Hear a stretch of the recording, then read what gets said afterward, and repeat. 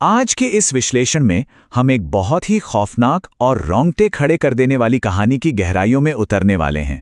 ये सिर्फ कोई आम डरावनी लोक कथा नहीं है, बिल्कुल नहीं, बल्कि ये इंसानी डर, सत्ता के भयानक दुरुपयोग और अंधे विश्वास का एक बहुत ही बारीक मनोवैज्ञानिक अध्ययन है। मोलक का खौफ, एक ऐसा गांव जहां अंधविश्वास ने सचमुच एक दानव को जन्म दे दिया। तर्क और खौफ के बीच की एक बहुत ही खौफनाक जंग। तो चलिए, बिना किसी देरी के इस विषय की गहराई में उतरते हैं और समझने की कोशिश करते हैं कि कैसे अंधी आस्था एक पूरे समाज को पतन के रास्ते पर धकेल सकती है। इस मंजर की कल्पना करना ही दिल दहला देता है। आधी रात का वक्त है, चारों तरफ बस घना जंगल और एक अजीब सा डरावना अंधेरा। एक टूटे हुए खंडर के बीचों बीच हवन कुंड की आग सुलग रही है और वहां बैठा है गांव का सबसे सिद्ध पुजारी अघोरम। उसके ठीक सामने एक बेहद खौफनाक मूर्ति रखी है, धड़ इंसान का, सिर किसी भैंस जैसा, और सबसे डरावनी बात, उसके पेट में आग की एक भट्टी धधक रही है। अघोरम एक मंत्र पढ़ता है, ओम झरझर मोलकाय नमः, और फिर राख को आग में डालते हुए वो एक छोटे से मासूम शिशु को उस धधकती भट्टी में उछाल देता है। आग की लपटें अचानक और तेज हो जाती हैं, मूर्ति की आंखों से लाल रोशनी फूटने लगती है और अघोरम जोर जोर से हंसते हुए चिल्लाता है, तुम जाग उठे मोलक देव। ये कोई कहानी का सीन नहीं है, ये उस गांव की वो रूह कपा देने वाली सच्चाई है जिसे हम आज परत दर परत खोलने वाले हैं। इस पूरी घटना ने गांव में एक ऐसा खौफ बिठा दिया था जिसे शब्दों में बयां करना मुश्किल है। लोगों को सच में लगने लगा था कि अगर हर अमावस्या को मोलक देवता को बलि नहीं दी गई तो बस सब कुछ तबाह हो जाएगा। भयानक सूखा पड़ेगा, महामारियां फैल जाएंगी और फसलें जलकर राख हो जाएंगी। मतलब डर का ऐसा साया था जिसने लोगों के सोचने समझने की ताकत ही पूरी तरह से छीन ली थी। और यहीं पे अंधी आस्था और कड़वी सच्चाई के बीच का वो भयानक अंतर सामने आता है। एक तरफ बेचारे गांव वालों का अब ये पक्का विश्वास था कि ये बलि तो पूरे कबीले की रक्षा के लिए बहुत जरूरी है, लेकिन दूसरी तरफ असलियत कुछ और ही थी। ये पूरी की पूरी अघोरम की एक सोची समझी साजिश थी। मासूमों की जान लेकर वो पूरे गांव पर अपना खौफ और पूरा कंट्रोल कायम रखना चाहता था। इसका सबसे दिल दहला देने वाला उदाहरण सरला नाम के एक बेबस विधवा औरत का है। सरला ने हर किसी के आगे हाथ जोड़े, सरपंच से भीख मांगी कि उसके बच्चे को छोड़ दें, लेकिन डर के मारे अंधे हो चुके गांव वालों ने उसकी एक नहीं सुनी। उन्होंने उस मासूम को छीनकर काल कोठरी में धकेल दिया ताकि अगली बलि दी जा सके। ये देखकर सच में रोंगटे खड़े हो जाते हैं कि कैसे डर इंसानियत को पूरी तरह से निगल जाता है। लेकिन कहते हैं ना कि हर घने अंधेरे में रोशनी की कोई ना कोई किरण जरूर आती है। इस कहानी में वो किरण बनकर आता है शहर का एक सरकारी अधिकारी राकेश, एक ऐसा इंसान जो इस अंधे विश्वास की दुनिया में तर्क, विज्ञान और सबसे जरूरी सवाल पूछने की हिम्मत लेकर आता है। अब ये जानना दिलचस्प है कि राकेश आखिर उस शापित गांव में पहुंचा क्यों। इन आंकड़ों पर गौर करना जरूरी है। 75 से 19। राकेश दरअसल जिला शिक्षा विभाग से था और वो वहां इसलिए आया था क्योंकि गांव के स्कूल में बच्चों की संख्या बड़े ही रहस्यमयी तरीके से 75 से घटकर महज 19 रह गई थी। बच्चे अचानक स्कूल से गायब हो रहे थे और नौबत यहां तक आ गई कि सरकार को स्कूल बंद करना पड़ा। तो ये बात अब सिर्फ किसी भूत प्रेत की कहानी तक सीमित नहीं थी। ये एक बहुत ही असली और भयानक अपराध बन चुका था जिसका सबूत सीधा सरकारी फाइलों और आंकड़ों में दिख रहा था। राकेश को बस इसी गायब होते बचपन की तहकीकात करनी थी। और अपनी इसी जांच के दौरान राकेश कुछ ऐसा देखता है जो किसी का भी दिल दहला दे। एक पुराने सुनसान से मंदिर के पास कुछ बच्चे खेल रहे थे। वो मिट्टी से बिल्कुल उसी भैंस के सिर वाली मूर्ति को बना रहे थे और एक बच्चा आंखें बंद किए बैठा था। जब राकेश ने बड़ी सहजता से उनसे पूछा कि क्या खेल रहे हो, तो बच्चों ने बड़ी ही मासूमियत से जवाब दिया, बलि का खेल। उन्होंने बताया कि गांव में बीमारी फैली है, इसलिए अमावस्या को छोटू की बलि देनी होगी। ये सोचने वाली बात है कि जिस उम्र में बच्चों के हाथों में खिलौने होने चाहिए, उस उम्र में वो मौत और बलि का खेल खेल रहे हैं। इस डरावनी प्रथा ने उन छोटे छोटे बच्चों के दिमाग को इतनी गहराई तक संक्रमित कर दिया था कि मौत उनके लिए रोजमर्रा की कोई आम बात बन गई थी। अब तक राकेश का शक बहुत गहरा हो चुका था। क्या ये सच में कोई दैवीय प्रकोप है या फिर कोई बहुत ही भयानक साजिश?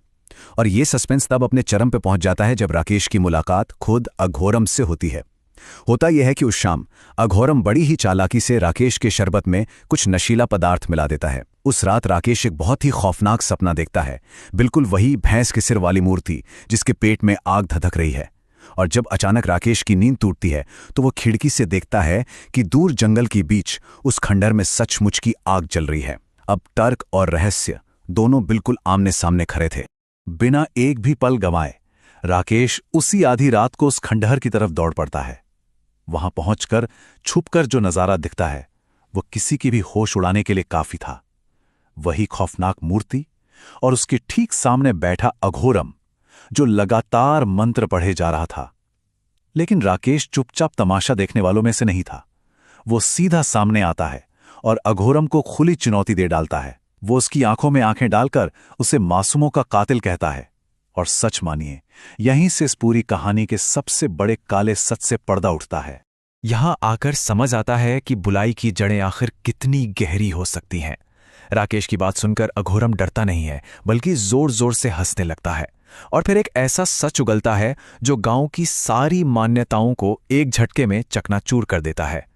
अघोरम पूरे घमंड के साथ कबूल करता है कि मोलक कोई देवता है ही नहीं, वो तो एक शैतान है। और गांव में जो भी सूखा या बीमारी आई वो कोई ऊपर वाले का श्राप नहीं था, वो सब खुद अघोरम की रची हुई साजिश थी।